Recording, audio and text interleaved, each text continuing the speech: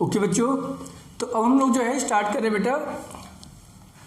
अगर हम बात करें सस्पेंशन तो हमने समझ लिया, कोलाइड भी समझ लिया, बट हम लोग बेटा कोलाइड्स को फोकस करके एक दो और प्रॉपर्टीज़ पढ़ेंगे और फिर मैं साथ साथ ये भी डिस्कस कर दूंगा कि वो प्रॉपर्टीज़ जैसे कि टिंडल इफेक्ट में मैं बात कर रहा हूँ वो सस्पेंशन या ट्रू सॉल्यूशन के लिए एप्लीकेबल है या नहीं है, वो भी चीज़ हम लोग डिस्कस करेंगे।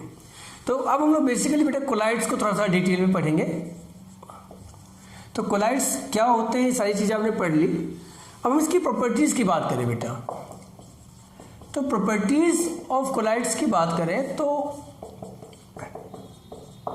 सबसे पहले ये दिखाता है टिंडल इफेक्ट। सबसे पहले क्या, सबसे इंपॉर्टेंट प्रॉपर्टीज की क्या है कि कोलाइड्स शो टिंडल इफेक्ट। दूसरा, दे शो ब्राउनियन मूवमेंट। क्या दिखाता है बेटा ये, ब्राउनियन मूवमेंट। उसके अलावा बेटा एक टर्म होता है कोएगुलेशन। क्या होता है बेटा ये, कोएगुलेशन। आपने ये शायद कहीं और पे भी ये टर्म पढ़ा होगा, बायो वगैरह में पढ़ा होगा कि कोएगुलेशन में क्या होता है कि जो भी चीज़ है वो सेटल डाउन हो जाती है आपकी, है ना, तो उसको हम लोग क्या बोल देते हैं, कोएगुलेशन बोल देते हैं। ठीक है, और ये तीन चीज़ें हम लोग पढ़ते हैं। वैसे और भी होता है, एक इलेक्ट्रोफोरेसिस भी होता है, वो हम डिस्कस नहीं करेंगे। तो सबसे पहले देखते हैं बेटा टिंडल इफेक्ट होता क्या है। देखो बेटा, जैसे मान लो हमने क्या करा, एक सॉल्यूशन लिया, मुझे नहीं पता कि, चलिए ऐसा मान लेते हैं कि इसके अंदर ट्रू सॉल्यूशन है। तो ट्रू सॉल्यूशन है बेटा अगर TS ट्रू सॉल्यूशन है। Now what will happen if I passes the light through it. जब मैं यहां से लाइट पास करूंगा, this is the light source, तो क्या होगा बेटा कि जो लाइट पार्टिकल्स है और ये जो ट्रू सॉल्यूशन के पार्टिकल्स है, तो ट्रू सॉल्यूशन के particles are very very small. So what will happen, this light will directly pass through it. ये क्या होगा, जैसे गया वैसे ही वो पास हो जाएंगे। पास हो जाने का मतलब ये हुआ कि भाई रास्ते में जो है कोई जो पार्टिकल्स जो रास्ते में आ रहे थे, they were not enough large so that it can collide with the light particles coming through it। तो इसलिए इन्होंने क्या करा, वो इसके साइज इतने छोटे छोटे थे ट्रू सॉल्यूशन के, कोलाइड सोल्यूट्स के, कि लाइट पार्टिकल्स जो है डायरेक्टली इसके पास थ्रू हो गए और कोई स्कैटरिंग वगैरह नहीं हुई लाइट की, क्योंकि अगर कोलाइड करेगा तब तो स्कैटरिंग होगी, तो कोई स्कैटरिंग नहीं हुई क्योंकि इसका साइज जो है बहुत छोटा था। तो इसको बोला जाता है कि भाई जो path of light is not visible, in this case path of light in true solution not visible। अब मैंने क्या करा बेटा, इन्हीं पार्टिकल साइज को थोड़ा सा बड़ा कर दिया, ऐसा मान के बहुत बड़ा कर दिया, बहुत बड़ा कर दिया। अब मैंने ले लिया सस्पेंशन। तो सस्पेंशन में यू नो कि particle size is more than 100 nanometre. तो जब ये लाइट गए बेटा यहाँ पर, तो इन पार्टिकल्स का साइज इतना बड़ा था कि जब ये लाइट यहाँ से इससे कोलाइड हुई तो उन्होंने क्या करा, being very large size of suspension particles, this light was unable to pass through it. उन्होंने क्या करा, इन सभी ने एक तरह से कह सकते हो आप इन लाइट पार्टिकल्स के पैसेज को ब्लॉक कर दिया। तो यहाँ पर आप जब इसके तो ना तो आपको इसका पाथ दिखा, यानी ना तो आपको इसके आसपास लाइट इसमें भी नज़र नहीं आएगी आपको, और ना ही इधर नज़र आएगी। क्यों, क्योंकि वो स्टार्टिंग में ही ब्लॉक हो गया। तो यहाँ पे क्या होगा, path of light is not visible. ना तो लाइट की पाथ दिखेगी आपको, ना ही इट विल पास आउट, ना ही वो इससे पास आउट होगी।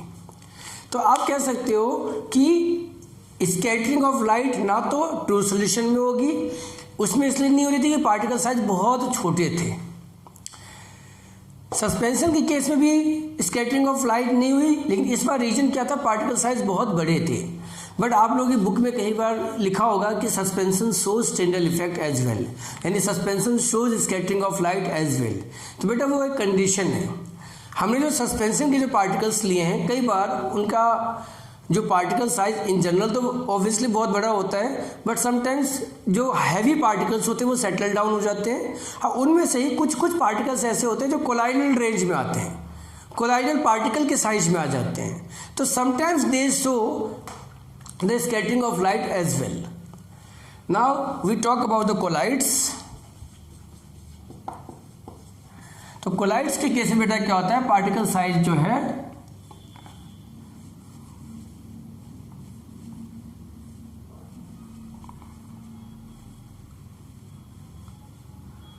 Now I am discussing about the colloids, ध्यान रखना। अब इसमें क्या होता है, पार्टिकल साइज बेटा मीडियम होते हैं, मतलब मीडियम मतलब बिटवीन 1 to 100 नैनोमीटर, सस्पेंशन से छोटे और ट्रू सॉल्यूशन से बड़े। अब जब ऐसा होता है बेटा,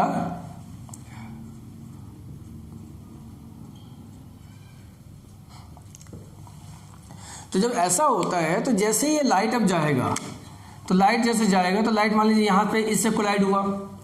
मैंने बताया कि इनका साइज ना तो बहुत छोटा है कि वो पास ही ना वो बिल्कुल पास कर दे, और ना ही बहुत बड़ा है कि बिल्कुल ब्लॉक कर दे। इनका साइज इंटरमीडिएट है।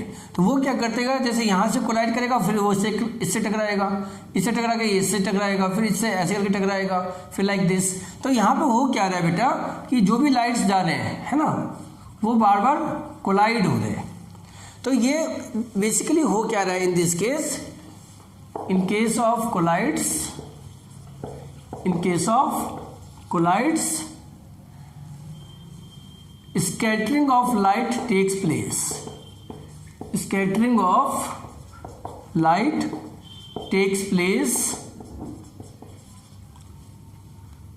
when passes, in case of collide, scattering of light takes place when passes through it. It is called Tyndall effect. इसको क्या बोलते हैं बेटा, टिंडल इफेक्ट। तो आपको बस ये याद रखना कि what is Tyndall effect, scattering of light when it passes through the colloidal solution is called Tyndall effect. Tyndall effect कौन शो करते हैं, कोलाइड्स हमेशा टिंडल इफेक्ट शो करते हैं, ट्रू सॉल्यूशन कभी भी टिंडल इफेक्ट शो नहीं करते।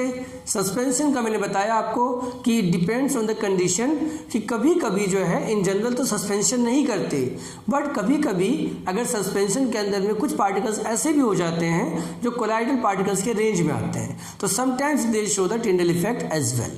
तो ये टिंडल इफेक्ट का याद रखना बेटा, जब आप डिफरेंस लिखोगे ट्रू सॉल्यूशन में, कोलाइड्स में और सस्पेंशन में, तो वहाँ पर भी आप टिंडल इफेक्ट को यूज कर सकते हो। अब ये ब्राउनियन मूवमेंट क्या होता है, ये बेटा एक रॉबर्ट ब्राउन था साइंटिस्ट करके, उसने पहली बार जो है इस तरह की मूवमेंट को डिस्कवर किया था।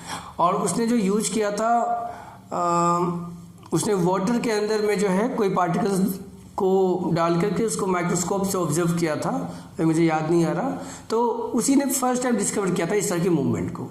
तो ये जो जिगजैग मोशन जो होती है बेटा, zigzag motion of any particle in any medium, तो वो zigzag motion is called Brownian movement. Okay, the zigzag motion of solute particles in solvent is called Brownian movement. And last one is coagulation. Coagulation बेटा ये जो है सिर्फ और सिर्फ collides के अंदर देखने को मिलता है। अब होता क्या बेटा कि कोलाइड्स के अंदर हम लोगों ने जो भी हम जब बात करते हैं कोएगुलेशन की, तो कोलाइड्स के अंदर बेटा हमने ये पढ़ रखा है कि भाई वो सबके सब जनरली क्या होते हैं, सेटल डाउन होते हैं, sorry they don't settle down easily. But sometimes क्या होता है कि अगर आपने जो कोलाइडल पार्टिकल्स लिया है और आप चाह रहे हो कि भाई मुझे उसको सेपरेट करना है, आप चाह रहे हो कि उनको सेटल डाउन करना है, तो अगर आप उनको सेपरेट करना है, सेटल डाउन करना है, तो उस केस में हम क्या करते हैं, एडिशन ऑफ सम इलेक्ट्रोलाइट कर दो आप, यानी आपके पास ये सोल्यूशन है, सपोज दैट ये कोलाइडल सॉल्यूशन है और आप इसमें क्या कर दो, कोई सा भी इलेक्ट्रोलाइट ऐड कर दो, इलेक्ट्रोलाइट लाइक NaCl वगैरह ये सब। तो अगर आप कोई भी इलेक्ट्रोलाइट यूज कर देते हो, sodium chloride, potassium chloride, copper sulphate, तो वो क्या करेगा बेटा, इन सभी पार्टिकल्स को सेटल डाउन कर देगा। तो ये जो प्रॉपर्टी होती है कोलाइडल सॉल्यूशंस की कि once some suitable electrolyte is added in it, this particles will settle down, this is called coagulation. इसी को हम क्या बोलते हैं बेटा, कोएगुलेशन। तो ये हमारा जो है अभी तक था कोलाइड्स। पहले हमने कोलाइड्स के बारे में पढ़ा, कोलाइड सस्पेंशन और ट्रू सॉल्यूशन के बारे में पढ़ा, फिर हम लोगों ने कोलाइड्स की प्रॉपर्टीज़ पढ़ी और हमने उनके डिफरेंसेस को भी साथ साथ कवर किया।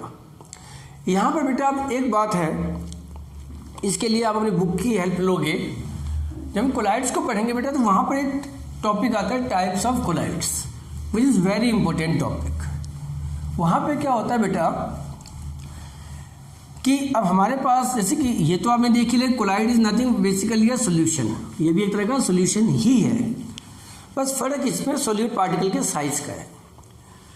जैसे आप लोगों ने जब सॉल्यूशन पढ़ा था तो हमने आप कहा था आपसे कि इसमें दो चीज़ें होती हैं, एक होता है सॉल्यूट और दूसरा होता है बेटा सॉल्वेंट। बट कोलाइड्स के केस में हम लोग यहाँ पर एक टर्म, अलग तरह का टर्म यूज करते हैं। सॉल्यूट के लिए हम लोग यूज करते हैं बेटा डिस्पर्स्ड फेज, सॉल्यूट के लिए हम लोग क्या यूज करते हैं, डिस्पर्स्ड फेज, और सॉल्वेंट के लिए क्या यूज करते हैं बेटा, डिस्पर्सन मीडियम। तो ध्यान रखेंगे आप कि जब भी आप लोग कोलाइड्स को पढ़ेंगे, स्टडी करेंगे, तो वहाँ पर आप ये मान के चलेंगे कि डिस्पर्स्ड फेज या डिस्पर्सन मीडियम कोई अलग चीज़ नहीं है, they are basically solute and solvent. अब आपको याद होगा कि जब हम लोग सॉल्यूशन चैप्टर रीड कर रहे थे इन द प्रीवियस लेक्चर, तो वहाँ पर मैंने आपको टाइप्स ऑफ सॉल्यूशंस बताए थे, और टाइप्स ऑफ सॉल्यूशंस में मैंने आपको ये बताया था कि सॉल्यूशन का टाइप क्या होगा वो डिपेंड करेगा सॉल्वेंट के फिजिकल स्टेट पे। अगर सॉल्वेंट जो है सॉल्यूट मान लीजिए कुछ भी है, बट सॉल्वेंट अगर सॉलिड है तो उसको हम बोलते थे सॉलिड सॉल्यूशन। अगेन सॉल्यूट कुछ भी है बट सॉल्वेंट अगर हमारा लिक्विड है तो हम उसको बोलते थे liquid solution.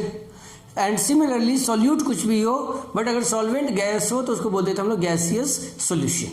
For example air is a gaseous solution. Alloy जो है वो क्या है, सॉलिड सॉल्यूशन है ना। इसके अलावा जैसे जो भी कोल्ड ड्रिंक्स वगैरह हैं, इस तरह की चीज़ें हैं, वो सबके सब क्या आते हैं, लिक्विड सॉल्यूशन में। तो वहाँ पर हमने ये पढ़ा था कि सॉल्यूशन के टाइप्स होते हैं and it is depend on the solvent particles. I mean physical state of solvent will decide the type of solution. Now अब हम यही चीज़ अब कोलाइड्स के बारे में करते हैं। जब हम टाइप्स ऑफ कोलाइड्स की बात करते हैं बेटा, तो टाइप्स ऑफ कोलाइड्स की जब हम बात करते हैं तो types of colloid is based on the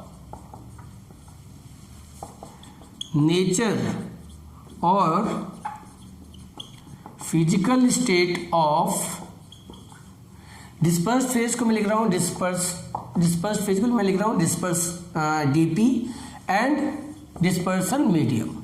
मतलब कोलाइड आपका किस टाइप का होगा बेटा, वो इस बात पे डिपेंड करता है कि आपका डिस्पर्स्ड फेज क्या है और डिस्पर्सन मीडियम क्या है। डिस्पर्स्ड फेज और डिस्पर्सन मीडियम दोनों मिल करके डिसाइड करेंगे कि आपका किस टाइप का कोलाइड होगा। जैसे कि एग्जांपल के लिए मान लीजिए अगर आपने डिस्पर्स्ड फेज भी सॉलिड लिया है और डिस्पर्सन मीडियम भी सॉलिड लिया है तो उस टाइप के कोलाइड को बेटा हम बोलते हैं सॉलिड सोल। लेकिन अगर आपने डिस्पर्स्ड फेज सॉलिड लिया है और डिस्पर्सन मीडियम जो है आपने लिक्विड ले लिया तो उसको बोल देते हैं हम लोग सिर्फ सोल। तो आपको टाइप्स ऑफ कोलाइड्स को बेटा इसका एक टेबल दे रखा होगा आपके बुक में, और उसमें से 1 मार्क का क्वेश्चन बेटा 100% आता है इन एनी एग्जाम, और not in 9th class only, even in up to 12th class as well. क्योंकि क्लास 12th में भी हम लोग ये चैप्टर पढ़ते हैं, सॉल्यूशन चैप्टर पढ़ते हैं, तो वहाँ पर भी ये सारी चीज़ें हम लोग दोबारा रिपीट करेंगे, तो डिटेल में करेंगे। अभी जैसे मैंने आपको कोएगुलेशन और इलेक्ट्रोफोरेसिस मैंने बताया नहीं, तो मैंने इसलिए छोड़ा क्योंकि वो आगे आपको पढ़ना है, अभी काम का नहीं है। तो आप उस टेबल को बेटा बहुत ही अच्छे से, बहुत ही बढ़िया तरीके से आप जरूर उसको लर्न कर लें, मेमोराइज कर लें, बिकॉज वो कोई कंसेप्चुअल नहीं है, बस वो बेसिकली क्या है, आपका मेमोरी बेस्ड क्वेश्चंस आते हैं। तो इनमें से जब हम लोग करते हैं कोलाइड्स के बारे में, तो डिस्पर्स्ड फेज सस्पेंशन बता दिया, डिस्पर्स्ड फेज डिस्पर्सन मीडियम बता दिया। तो बेटा इसमें से एक जो इम्पोर्टेंट कैटेगरी है कि जब आपका डिस्पर्स्ड फेज भी लिक्विड हो और डिस्पर्सन मीडियम भी लिक्विड हो, तो जब आपका dispersed phase and dispersion medium दोनों ही लिक्विड होते हैं, उस टाइप के कोलाइड को हम लोग बोलते हैं बेटा इमल्सन। क्या बोलते हैं बेटा? इमल्सन। यानी कि डिस्पर्स्ड फेज और डिस्पर्सन मीडियम दोनों ही अगर लिक्विड हो तो उसे हम क्या बोलेंगे बेटा? इमल्सन। तो ये एक इंपॉर्टेंट कैटेगरी है आपकी, इसको आप जरूर लर्न कर लेंगे। अब ये इमल्सन जो भाई साहब है, ये फिर से दो टाइप के होते हैं। ये देखो मैंने यहाँ पे बता रखा है, ये अगेन जो है दो टाइप के होते हैं। एक होता है ऑयल इन वाटर टाइप, इसको लिखा जाता है O/W, और दूसरा होता है बेटा water in oil type, that is W/O। Sir what does it mean oil in water और वाटर इन ऑयल? मतलब ये हुआ कि जब ऑयल जो है यानी जो डिस्पर्स्ड फेज है वो तो ऑयल है, और डिस्पर्सन मीडियम वाटर है, यानी ज़्यादा अमाउंट में वाटर है और कम अमाउंट में ऑयल है, तो उस केस में हम उसको क्या बोलेंगे बेटा? Oil in water type. जबकि अगर हम बोलेंगे वाटर इन ऑयल टाइप, यानी वाटर कम है ऑयल ज़्यादा है, तो उसको हम क्या बोल देंगे? W/O type. तो ये इमल्सन का जो टाइप है बेटा, इसके ऊपर जरूर क्वेश्चन आता है। जैसे एग्जाम्पल में मैंने बोला मिल्क, तो जैसे बेटा मैंने बोला मिल्क, और इसमें मैंने सपोज ले लिया कोई एग्जाम्पल क्रीम ले लिया है ना, फेस क्रीम वगैरह। तो मिल्क में क्या होता है बेटा? मिल्क में आपको पता ही है कि फैट होता है ना, क्रीम कह लो आप, तो वो क्या होता है? वाटर में डिजॉल्व होता है। वैसे तो आपने मिल्क को कभी ध्यान से नहीं देखा होगा, अदरवाइज जैसे जो नेचुरल मिल्क की मैं बात कर रहा हूँ, वैसे तो जैसे काऊ मिल्क, बफेलो मिल्क, तो अगर काऊ मिल्क को अगर आप कभी जब ताज़ा अगर आपके घर में आता हो कभी, तो आप ना उसको ऐसे करके उसको एक सिंगल ड्रॉप से उठा के देखना। तो when you pass your fingers through the milk, तो आप देखोगे कि आपका फिंगर्स जो है आपके जो पाम है उसके ऊपर वाइट कलर के जो है क्रीम आपको नजर आएंगे। वाटर आपको बस वेट कर देगा आपके हैंड को, अदरवाइज वो it will pass through it. तो मतलब मैं बस ये कहना चाह रहा हूँ, मिल्क जो है बेटा उसमें जो ऑयल इन वाटर टाइप का एग्जांपल है, और इसमें होता क्या है आपका जो cream is dissolved in water, और इसका उल्टा होता है बेटा वाटर इन ऑयल टाइप, जिसको कि हम बोलते हैं इमल्सन का सेकेंड टाइप। तो ये सारी चीज़ें बेटा अभी तक हमने जो इस चैप्टर में पढ़ी, हमारे इस चैप्टर के 3 पार्ट थे। पहले पार्ट में हमें इंट्रोडक्शन दिया गया था। इंट्रोडक्शन के अंदर हम लोगों ने pure substance, impure substance, elements, compounds, ये सारी चीज़ों को हमने पढ़ा। फिर उसके बाद बेटा अब जो सेकेंड टाइप जो था वो हमारा कोलाइड्स और सस्पेंशन और कॉन्सेंट्रेशन को लेकर के डिस्कशन था। और जो थर्ड जो कैटेगरी है हमारी, वो थर्ड कैटेगरी है बेटा सेपरेशन टेक्निक को लेकर के। बिकॉज हमने ये तो पढ़ लिया कि भाई जो भी चीज़ें हैं वो प्योर भी हो सकती है, इम्प्योर भी हो सकती है। तो प्योर और इम्प्योर दोनों चीज़ें जब हो सकती है तो हमारे पास कुछ ऐसा भी होना चाहिए जो हमें बताए, जो हमें हेल्प करे इस चीज़ को समझने में कि भाई उनको फिर सेपरेट कैसे करें भाई। क्योंकि आप कोई भी बहुत सारी चीज़ें मार्केट से आप लेते हो, तो जब बहुत सारी चीज़ें जब आप मार्केट से लेते हो तो वहाँ पर इट इज़ पॉसिबल कि जो चीज़ आप ले रहे हो वो बिल्कुल प्योर ना हो, you need to separate it out. तो उस सब के लिए हम लोग क्या करते हैं? सेपरेशन टेक्निक्स यूज़ करते हैं। तो आप ऐसे बोलोगे कि इन नेचर और in our day to day life there are many substances which are not pure form, so we have to separate it out, we have to purify it by using suitable technique known as separation technique. So in the next lecture we shall completely study about the separation techniques only, and if possible, if we have enough time, then we shall discuss some questions as well based on this chapter. तो हम इसको start जरूर कर लेते हैं बेटा separation technique में। हमारा आज का टॉपिक और अगली क्लास का भी जो टॉपिक रहेगा वो रहेगा बेटा separation techniques.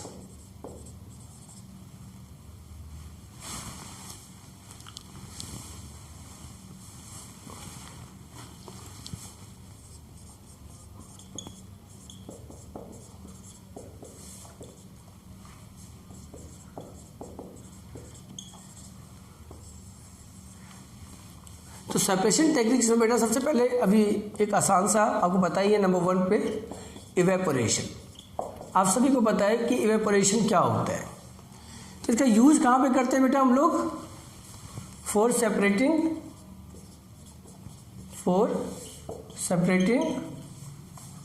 Solid and liquid. अगर हमारे पास जो सॉल्यूशन है या जो मिक्सचर है हमारे पास, उसके अंदर सॉलिड और लिक्विड दोनों हैं, तो वहाँ पर हम लोग क्या करेंगे? इवेपोरेशन का यूज़ करेंगे। यू नो वेरी वेल कि इवेपोरेशन क्या होता है, कि आपके पास इवेपोरेशन आप क्या करते हो? Heat the mixture liquid component will converted into vapors,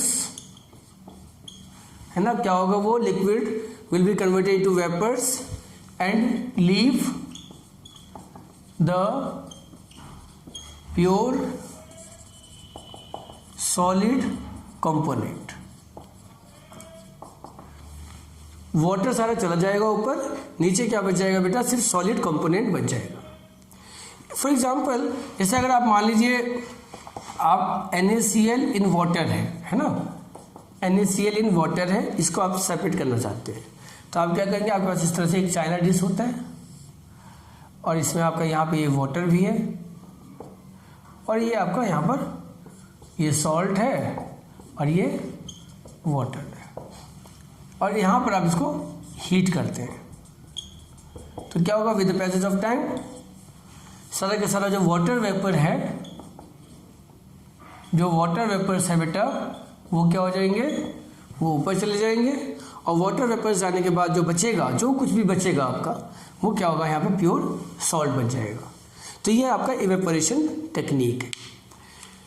इस इवेपोरेशन टेक्निक की एक आप कह सकते हो ड्रॉबैक है बेटा, वो ये है कि समटाइम्स ज़्यादा हीट करने पे जो प्योर सॉल्ट है आपका, जो प्योर सॉलिड कंपोनेंट है, वो सॉलिड कंपोनेंट भी क्या हो जाता है? डीकम्पोज होने लग जाता है।